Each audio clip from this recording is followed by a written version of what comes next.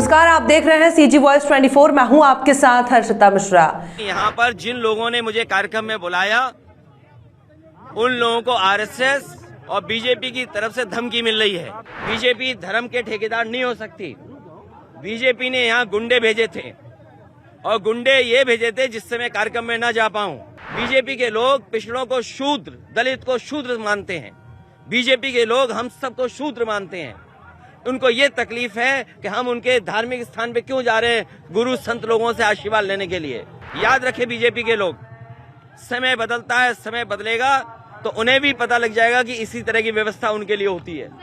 कुंडी का यज्ञ हो रहा था, इसमें शामिल होने और संत गुरु और जो आयोजक हैं उनसे मिलने में आया था।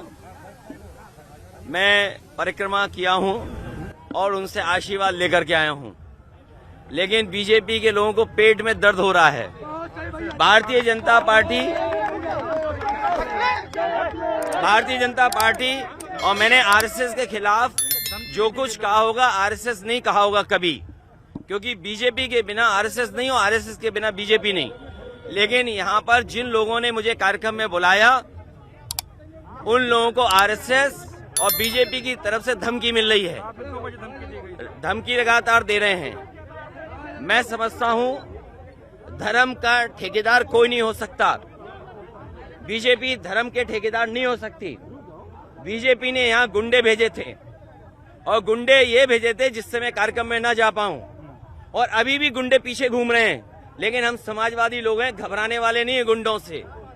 अभी भी घूम रहे हैं गुंडे, कहीं न कहीं होंगे वो जो काला झंडा लेकर के विरोध कर रहे थे। अरे भाई, धर्म के कार्यक्रम में मैं आ रहा हूं और धर्म के कार्यक्रम में मैं अगर आ रहा हूं तो बीजेपी के लोग क्या गुंडई करेंगे? बीजेपी के लोग पिछड़ों को शूद्र, दलित को शूद्र मानते हैं। बीजेपी के लोग हम सबको शूद्र मानते हैं। उनको ये तकलीफ है कि हम उनके धार्मिक स्थान पे क्यों जा रहे हैं, गुरु संत लोगों से आशीर्वाद लेने के लिए। भाजपा आई, इन्होंने भेजा और कोई प्रशासन का, पुलिस का अधिकारी नहीं था और जितनी पुलिस प्रशासन थी सब रात में हटा दी। याद रखे बीजेपी के लोग, समय बदलता है, समय बदलेगा तो उन्हें भी पता लग जाएगा कि इसी तरह की व्यवस्था उनके लिए होती है।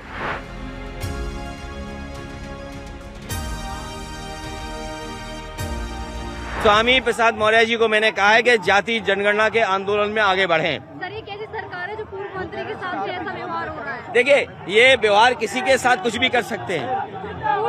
अभी आप खड़े हो, कुछ भी हो सकता है व्यवहार, किसी के साथ भी कोई व्यवहार हो सकता है। याद रखिए, ये बीजेपी के लोग हैं, क्योंकि देखिए